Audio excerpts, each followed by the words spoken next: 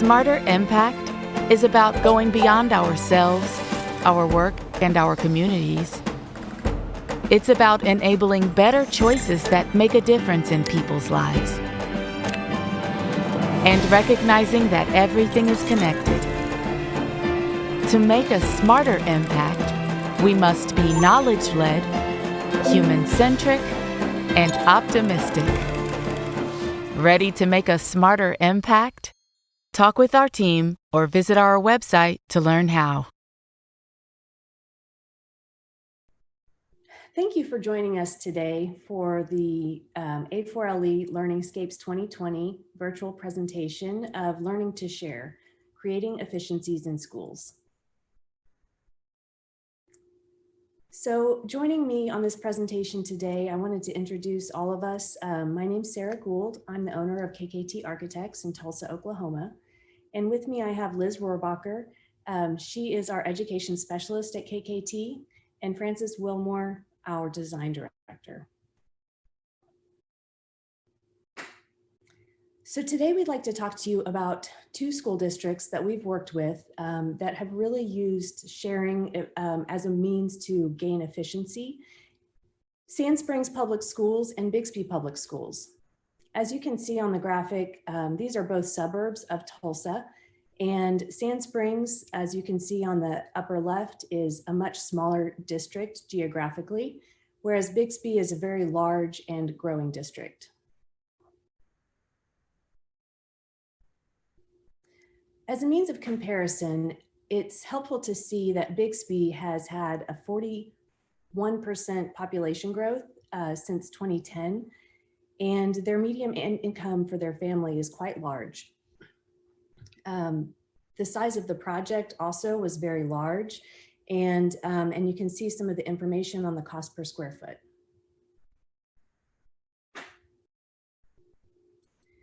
As a frame of reference, the Bixby Public Schools district originally had 3 elementary and intermediate schools, as you can see on the before, and the large area at the bottom was all going to their central intermediate and elementary school. That area was not very populated, and so there was all of the students, one school, and when the bond was passed, the plan was to completely move all of those students to the new facility. But as you can see on the after slide, we ended up having to redistrict the school, and Bixby West, as you can see on the red dot, is where the new facility is located. And then the blue stayed at their central, intermediate, and elementary schools.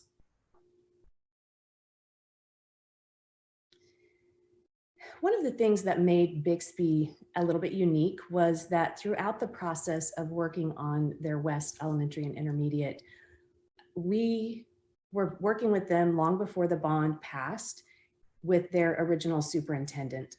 But right around the time of the bond vote, that superintendent left, and we worked with the associate principal for Central Intermediate, who became the interim superintendent. And then a few months later, they brought on Rob Miller, and we worked with him through the remainder of the projects. It's important to know that that was planned to replace completely Central. And the other thing is that when we started with the original superintendent, he had a very clear idea that the school would completely follow all of the architectural norms that they had been using in the district in the past. They had a very clear style, even down to the color of the pitched metal roofs, and they wanted to pretty much just copy things that they had done in the past. We had done another project with them, and they said, here's the number of students, and we just want to make it look and feel exactly like every other building.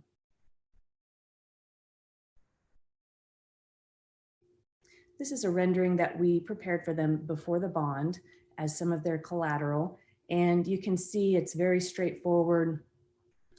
Everything from the striation of the brick pattern, as I said, the slope of the metal roofs, all of that was kind of set from the architecture that they had been doing in the district for almost 20 years.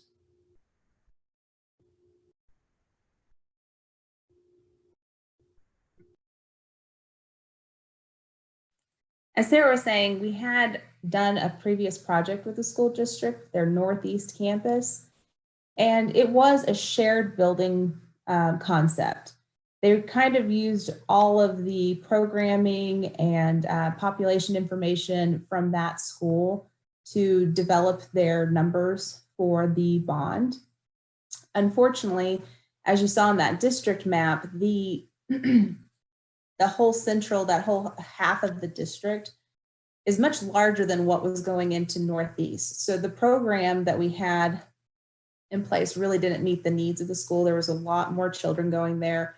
There was a lot more classrooms needed for this new West Campus.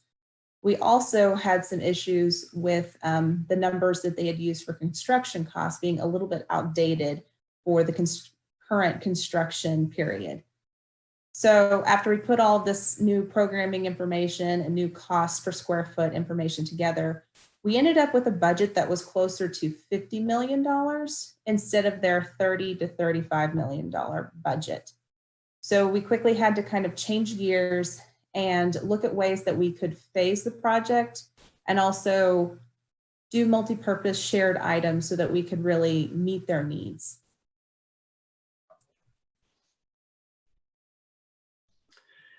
And so it's important to note from the beginning that these are basically two completely separate schools. The elementary school is grades pre-kindergarten through third grade, and the intermediate school is grades 4 through 6. And from the get-go, the staff really had this idea that they would be separate schools, but kind of have exactly equal amenities, exactly equal classrooms. And so through this kind of discovery process, we really had to start to experiment and show them that, you know, despite their ideals of having everything be exactly equal, the actual program for the two separate schools was very different. The intermediate had a much smaller footprint based on the number of classrooms that were needed for the students. And as a result of kind of the shift in superintendents and shift in leadership that was happening throughout the process, it really opened up a new opportunity for us to push their design boundaries and really start to think about not where they had come from, but where the district was going in the future with this project. And so these were just a number of different studies we did to start to put in a static and start to create some excitement to the school, to really start to find that balance between what are two separate schools housed under this one roof. And so again, there was a lot of discussion from the get-go of this idea of symmetry versus balance in both the visual appearance and in the perception of the community. And so these were a number of studies that we looked at of how we could kind of visually balance this very unbalanced program between the elementary and intermediate. You know, we had done a number of studies where the schools actually were separate and then just shared kind of a central core space that would be, you know, the gyms and other kind of shared items. But ultimately, we kind of found that they were very, very set on this perception that the community needed to see the two schools as being exactly the same and, in essence, symmetrical. So these were kind of the evolving studies of what the final design started to look like, where the East Wing and the West Wing really are identical between the intermediate and the elementary schools. And we kind of had to balance the programs through kind of interesting design decisions, which Liz will talk about in a second. This plan really kind of showcases the apart portion of our together and apart, the idea that they wanted to share some of their amenities but still function as different schools. So we put all of the classroom and administrative areas all on the two wings of the building. So in essence, they could function as a completely separate school, meeting the needs of the students that are in that particular elementary or intermediate. And only come together for some of those shared aspects. This photograph shows that concept on the exterior of the building. we took it to have two completely separate entrances for the building, the intermediate with its red kind of colored glass and the elementary with the blue glass. Really were wayfinding elements to help outside people, parents, students coming into the building know where they were supposed to go in this larger complex. We continued that color coding kind of inside the building in areas. This helps some of the younger students, know which parts of the buildings they should really be going into, which classrooms. But it also, in this very large building, helped kind of scale down the building into two smaller communities. So the elementary felt kind of home in their own space and the intermediate in theirs. And as Francis mentioned, this idea of symmetry and balance of the two sides of the building was very important to the district. And so that really led the classrooms to be a very uniform and basically they're the same on both sides of the building. So where the differentiation really occurred was in the furniture package. We were able to work with the district to develop new standards for their furniture, and really the differentiation happened so that they could meet the needs of that individual's age group on each side. This concept kind of continued to the exterior of the building as well. With a grade range from pre-K all the way up to 6, there's a lot of difference in size and developmental needs. So we were able to put in 3 separate playgrounds. In the far back where you see the blue, that is their pre-K area. In the middle, we have an elementary, and at the front of the picture, we have intermediate. This really allowed us to put in equipment that was age appropriate and would help them with their developmental needs. Now this plan, the color coding shows the shared areas, the areas where we try to use economy to really save some money for the district. At the very top in the kind of the pinkish color, we have a shared kitchen area, obviously a high expense construction-wise for a district. We sized it so that it would be appropriate so that they could really accommodate the needs when it was fully built out to 2,000 students. And then immediately adjacent to that, obviously, is the dining room. We have separate distinct areas in the 2 little wings of it so that the elementary and intermediate could remain separate. But their desire was to have an auditorium stage share with the cafeteria, that whole cafetorium concept, so that all of that seating area for the dining could also be used for seating for the stage. Really kind of saved some of that big square footage areas. One of the other areas that was very important to the district was the media center. So we put that front and center in the space.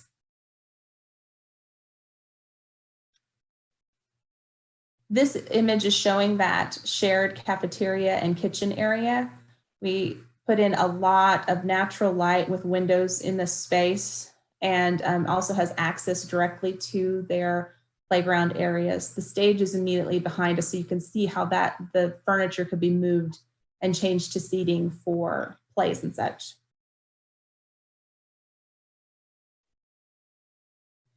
And this is their media center, which they have called their inspiration space. They wanted this to really be a destination within the school. And we were really excited because they were, we got to develop new furniture standards for the school. And they decided that this was the area, one of the areas that they really wanted to branch out and try something different so that students all the way from pre-K all the way up to 6th grade would feel like they had a place and that they could find a place so that they really felt comfortable here. And this area is actually showing one of the art rooms.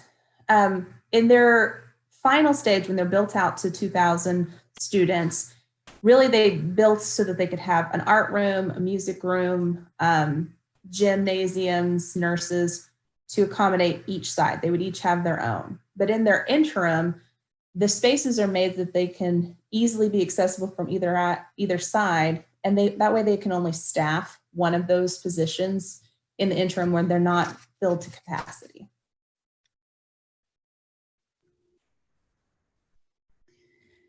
So we've mentioned a few times the growth of the district, and one of the things that the school really wanted was that full build out so that they could have equal classrooms on both the intermediate and elementary portions of the school.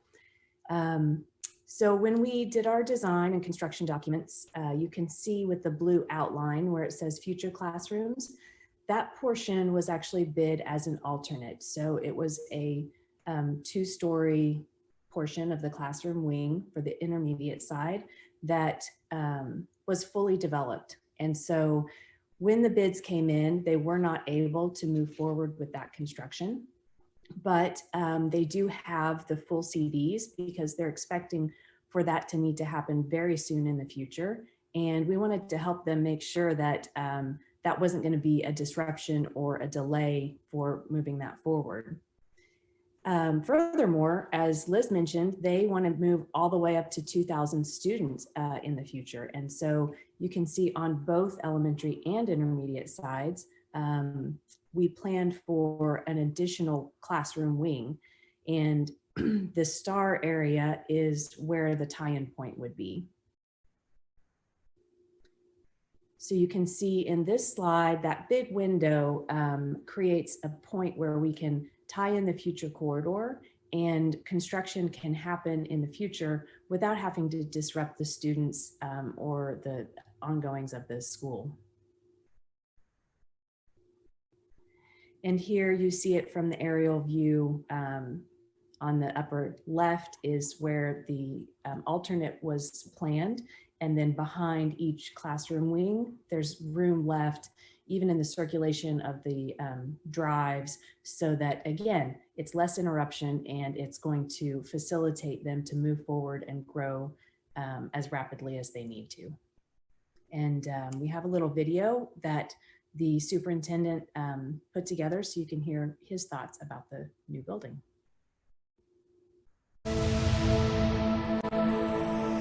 Bixby Public Schools is a fast-growing suburban school district, and according to all of our demographic studies that we've done over the past 5 to 10 years, we're growing at a rate of about 3 to 4% per year. And so we truly had reached our classroom capacity at several of our elementary schools. 5 years ago, they knew that we were going to have to build a new elementary and intermediate campus. We relied heavily on the expertise of KKT, helping us find that vision and asking the right questions to make sure that we got the building we truly had in mind when this project started. We actually had a design for the building almost completed when the administration changed. The old administration really wanted to just make a building that was similar to all of the other schools that they had in the district. But when Rob came in, he saw an opportunity with this new site, beautiful site, and a ground-up building to do something that was a little different and would help push the district into the future. We'll house between 850 and 900 students from pre-K through grade 6. We'll have the capacity to go close to 1,200, and then in future years, as we add to this building, eventually may house up to 2,000 students. Well, I love the vision because students truly will spend 8 years here, and instead of going from one school, whether it's pre-K, kindergarten, to another elementary school, and then maybe to an intermediate school, they're going to spend all of those years under one roof. The spaces here at Bixby West are designed so that each age group has their own space, but there's lots of opportunities for shared spaces where the students can also learn from other age groups. There's shared spaces that the elementary and intermediate students use that really help to, yes, provide collaboration spaces between the different age groups, but ultimately stretch the money that the district has available to them. And so by sharing those spaces into one building, they're able to have some of the extras like art and music that other districts really aren't able to include in their curriculum. There's really an opportunity with bond monies to make sure that the community sees that the school is being responsible for money that that community is entrusting to the school district. I think it is more expensive if we were to go out and build an elementary school and then a feeder school, an intermediate school that went into it, it certainly would cost more money than to build it the way we have here. Since the Joplin tornado a decade ago, and certainly the one in Moore, Oklahoma 7 years ago, there's been a real emphasis on safety. First of all, the safe or hardened rooms are our 2 gymnasiums for our school, as well as access control, because while a tornado may never hit this building, we know that we have people coming into our building every single day. Probably the most important thing we can do as schools is access and screen the people that are coming in and out of our building. So there was a lot of deliberate thought put to the processes by which people would be screened and how we would control that access to this building.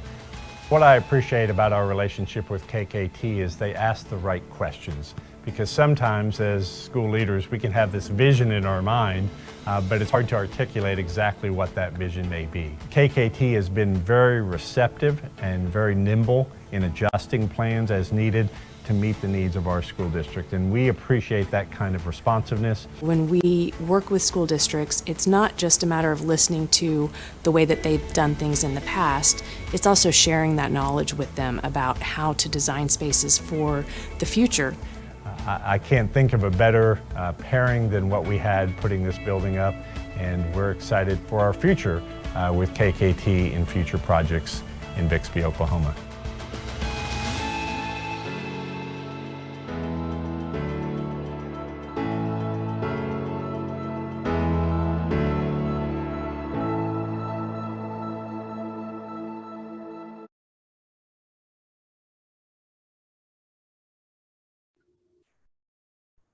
So the other district that we'd like to talk to you about is Sand Springs Public Schools.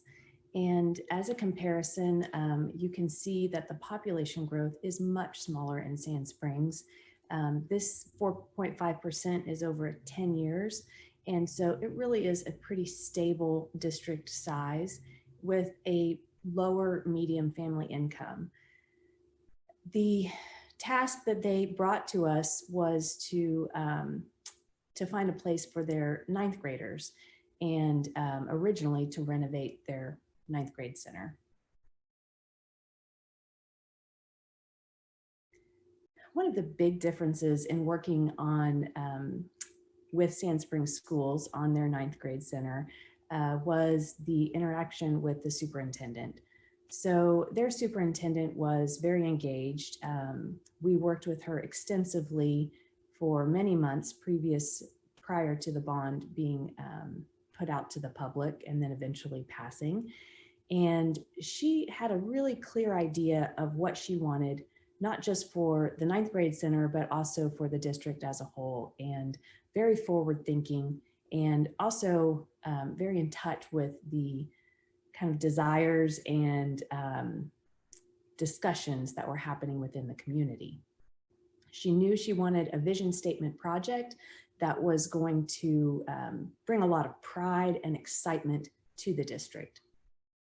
So while the original thought within the community was pretty clear that people expected that the 9th grade center would be renovated. You can see here the entry to that 9th grade center, and it was old, but probably more importantly, it was a series of many different additions. You can see the original plans, and that was built in 1924. So there was a lot of pride and a lot of feeling of commitment to this building. It was the original high school in Sand Springs, and so people felt like it should stay part of the high school system.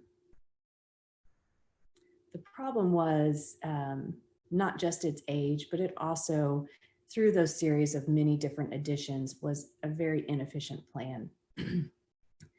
The building had been built in wings, but each wing had stairs, and it was also built on a hill. And so there were probably almost a dozen different finished floor elevations throughout the building. There is one elevator, but obviously that doesn't serve all of the spaces, because even to get from one wing to the next, the finished floors were different. And so you had to walk up and down stairs, many, many times throughout the day just to go amongst your classes. And you can see there that this plan was, we looked at lots of options and how to renovate it, but the cost was going to be very expensive to try to tie all of those pieces together. And the other issue with keeping the current the original ninth grade center, was the distance. So you can see here on the map, Charles Page High School, which housed up until this year, 10th through 12th grade, is on your upper right. A pretty large campus that had most of the amenities for sports and all extracurricular activities, as well as some of the advanced classes like higher math and sciences. And then the ninth grade center, if you follow the blue line to the bottom left, was a 3-minute drive. But of course, by the time you load the students up and get them over there, that ended up taking a lot of time, not just before and after school, but throughout the day. There's a little clip we'd like to share with you from their bond video that explains some of the issues that they had with the original ninth grade center building.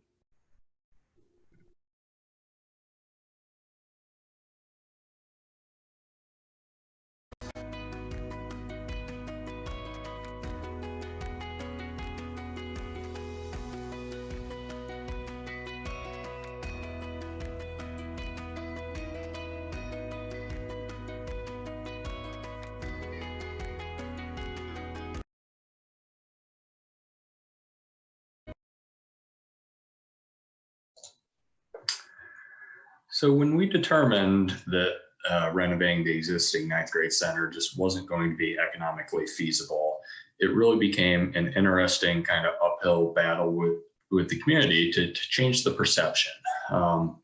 And so it was kind of planned early on that we would build a new ninth grade center on the high school campus.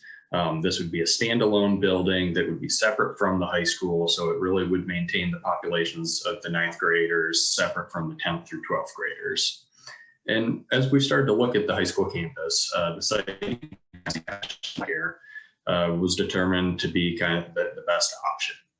This site, as you can tell, it has a ton of topography, a significant grade change that was going to be kind of a challenge to work with. But in contrast to the challenge was this opportunity that we had. As you can see, the road on the bottom right is kind of the main road leading to the high school from Sand Springs. And so this really presented us with an opportunity to really change the face of the high school and set the tone for years to come. And so while we initially were planning for the ninth grade center to be a standalone building separated from the high school, there were long-term plans to connect it back to the high school in a phase 2 or phase 3 project. So these were just a number of studies that we looked at to deal with the topography. Do we condense the entire ninth grade center kind of on top of this hill, as in the first option, or in the second option, do we extend it out over the hill and actually build a lower level down that kind of addresses the topography? But with all three of these options, we really were looking at kind of the green and pink classroom areas being built first, with this future blue-purple connection back to the high school. But again, like Bixby, there was this issue of bond dollars that really drove the design. Initially, we only had about $4 million for this project, but they wanted about $9 million worth of space. So we really had to be realistic from the get-go and set the expectations with the school board of this is what we can achieve. And we found creative ways to kind of address this and accomplish some of those initial goals with the money we had, while looking towards the future of the next phase. And the way we approached this was that, maybe we could build out the entire kind of core and shell in phase 1, but leave the entire second floor just white boxed for that future phase 2. and then look even further to the phase 3 of connecting back to the high school. And kind of through this creative process, we were able to find a way to kind of meet that initial $4 million mark by doing just this core and shell and kind of the bare minimum number of classrooms that they needed to move the 9th grade center to the high school campus. But ultimately, as we worked through this process, the building grew closer and closer to being part of the high school. And this is where those efficiencies really started to come into play. So after a number of studies, I think we went through probably 25, 30 different massing models. Each massing model moved the new 9th grade center closer and closer to the existing high school, to the point where we finally looked at sharing the existing high school's wall and looked at creating kind of this new entry that would serve both the 9th graders and the 10th through 12th graders. So this was really kind of the genesis of when the sharing of resources started to make sense, make financial sense for the project. And so this plan really kind of highlights those shared efficiencies that Francis was talking about. The upper white portion is showing the existing high school, and the lower gray portion is showing our addition of the 9th grade and STEM building. All of the yellow highlighted areas are elements that were existing in the high school that because they now are sharing spaces, we did not have to duplicate in the new build, therefore saving money. Some of those things being an auditorium, library, several of the facilities for sports, and some of those higher science and math classrooms that Sarah was talking about, as well as some of their administrative areas. This is showing a drone photo of our new addition onto the high school. Really shows the whole campus concept that they have now. So as well as the classrooms inside of the high school proper, they now have a much easier connection to the sports facilities such as the football, wrestling, and field house, as well as fine arts building that are on the campus. So this picture shows the old entrance into Charles Page High School. You can see it was pretty dated, and it really didn't make that welcoming, here's the entrance kind of feeling. So with our new addition, we were really able to give a fresh new face to the school, really update it, give it a modern look.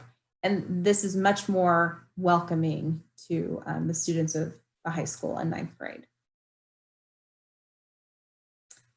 This plan focuses in on our addition, and you will see in the light yellow and that kind of orangey yellow color, really focusing in on the areas that we created for the 9th grade. In addition, the second floor to this was all classrooms for the 9th grade. While it was important to keep the spaces kind of separate, as Francis and Sarah mentioned, there was people in the community that still wanted to hold on to the idea of having one area for the 9th grade, because it is kind of a transition year between middle school and high school, kind of a buffer area, if you will, so that they have kind of doors and areas to give this its own kind of community feel, but still have very easy access to all those spaces they were already sharing with the high school. This is an example of one of our new classrooms that we built. As was mentioned in that short little clip, the classrooms grew by over 200 square feet in this new location. We were able to accommodate new furniture, new technology. And one of the things the teachers and students really love is that all the natural lighting with the windows that were available. And then Central 9th grade, there were many classrooms that did not have windows. The other space that was important for them to keep separate from the high school was a dining facility just for the 9th graders. They were able to use the existing kitchen, so we did not have to duplicate that. But with this open concept, we accommodated that need for just dining for the 9th grade, but it also gave the opened up the use to not just dining. It was breakout space for students. Classrooms could use this space. or you could bring everybody together for different presentations. Now this plan shows kind of that connection area where we were attaching the new addition onto the walls of the high school. There was many areas that we touched that did create some kind of issues of, how do we connect these things with little disruption to the school, but it also gave us the opportunity to update some of these places and really made them feel like they got a facelift also. The yellow were some high school classrooms, and we had some corridors and things. This is showing one of those existing corridors where we were attached. It's pretty dated. It's been worn. It's been used by high school students, but nothing really to write home about. And with the attachment, you can see on the left that leads to the new addition. The area on the right is that same corridor. Just by adding a few finishes, some paint, some new flooring, it really connected it to that new addition and made a whole new look.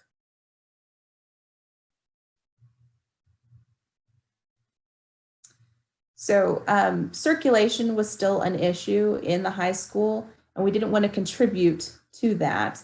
But we did want to really make sure this new 9th grade on both floors had easy access to the high school classrooms that needed to be used.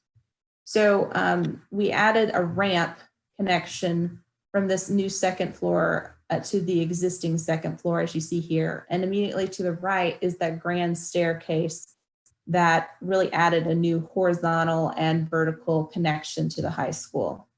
And while doing that, we had some found space that we were able to use for new lounges and meeting areas for the students. And while the new addition gave the building a new facelift, it really tied in all of the existing kind of attendance areas, counselor areas. We were able to refurbish those and kind of connect all of the uses together for both the 9th grade and the high school. Really allowed those people to collaborate and know what the other side of the building was doing, and just gave a very welcoming appearance to the building, to the students. So ultimately, a project that started as a standalone building really became the shared amenity for the high school. Not only did this present an opportunity to really upgrade the look and feel of the high school, it allowed this opportunity to upgrade the entrance and supplement the 10th through 12th grade education with a number of new STEM rooms that you can see in the lighter orange here. So this was really about kind of changing the community's perception. They really wanted to see these populations kind of divided. But by providing these new resources to the high schoolers, it really started to break down some of those barriers that were actually already being broken down by the students themselves as they, the 9th graders moved to the high school and high schoolers were using the 9th grade STEM spaces. And so, what was the old entry atrium, again, nothing to write home about, really became a bold opportunity for us to create a whole new look for the high school to carry it into the future. So this is the new entry atrium space that's shared by all grades. And it becomes this really multifunctional space that can host classes or small breakout sessions for both the 9th graders or the 10th through 12th graders. And what was kind of fascinating through the whole project is, while we kind of still kept the addition a bit separate, the reality was that at the end of the day, only 3 doors separate the 9th grade center from the rest of the high school. And they're all connected through kind of this space. And so this is just another view of that atrium. But, again, like Bixby, there were kind of separate staffing issues with the 9th grade center moving to the high school. So you can see at the top left, the administrators of the 9th grade center have their own separate offices within this new center, and the school essentially functions separate from the high school, even though it has essentially become one building. And central to this project was the addition of the 4 new STEM classrooms. There is a new biomed, or 2 new biomed classrooms, computer science, and then what you're seeing here is in-house engineering makerspace that supplements the engineering program. And these really became front and center on the exterior of the building to be kind of a signature element on the exterior of the building. But through this kind of full height glass windows, we brought this amazing light into the space and created these very forward-looking programs that partner with community resources. So for example, this is the biomed class. And the day we toured, they were actually investigating a crime scene and had a police officer in to kind of talk through that process. So these classrooms really function not only for the ninth graders, but for the high schoolers, and have really created this new community partnership with associated programs. And so ultimately, what we're most proud of with this project is that we were not able to just build a new ninth grade center, but we actually found extra money in the bond dollars to renovate and connect back to the existing high school and upgrade the existing high school. And not only on the interior, but now we're looking at kind of creating a whole new public face to the high school, where you can see the dotted lines on the auditorium and classroom wing. We're actually upgrading those facades to match kind of this futuristic, science-y look of the new STEM center.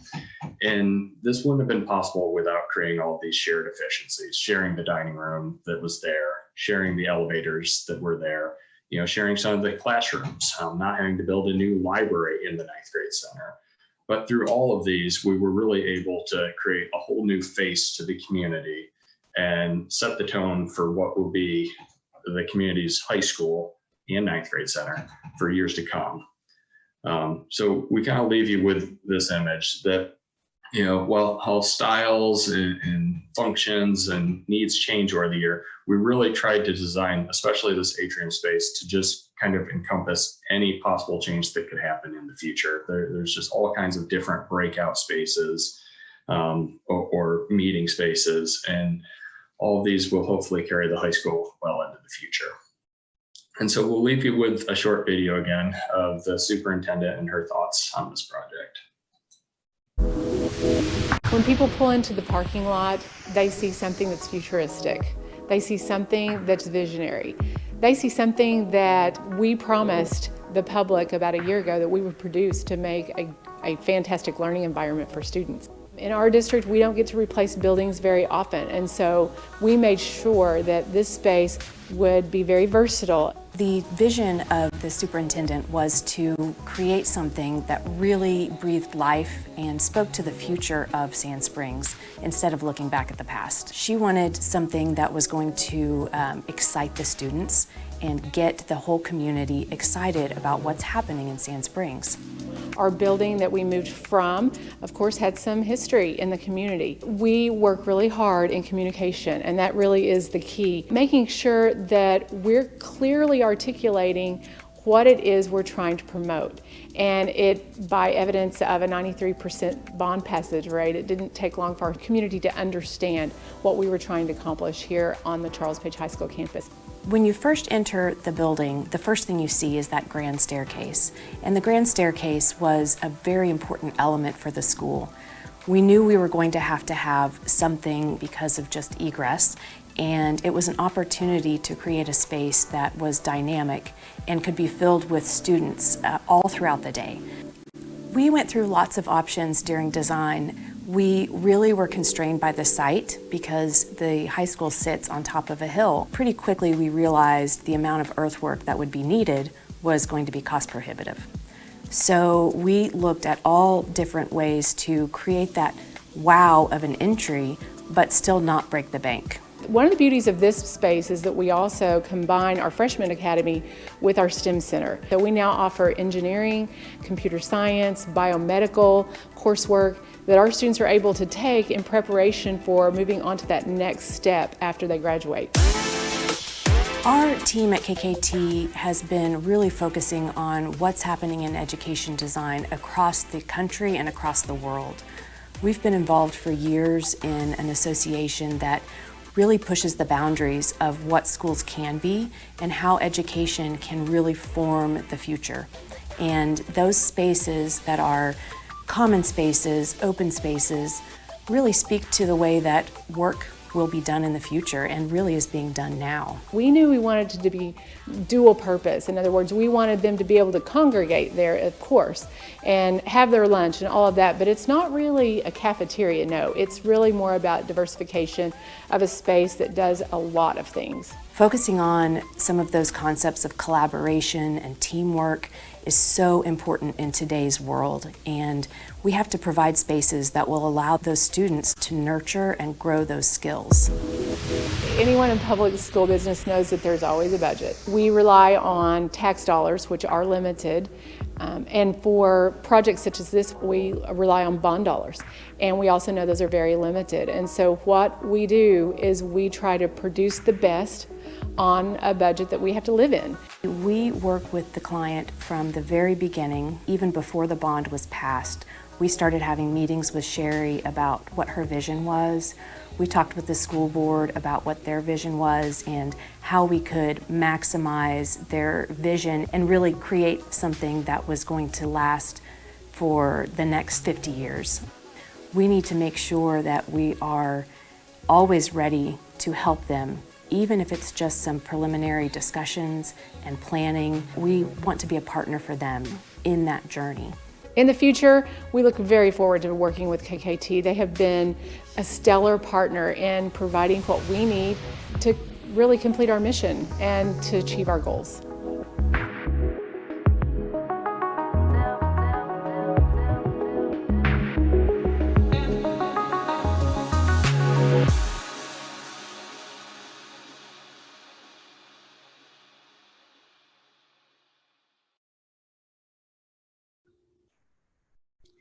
So that concludes our presentation today. We thank you very much for joining us and hope you enjoy the rest of the virtual conference.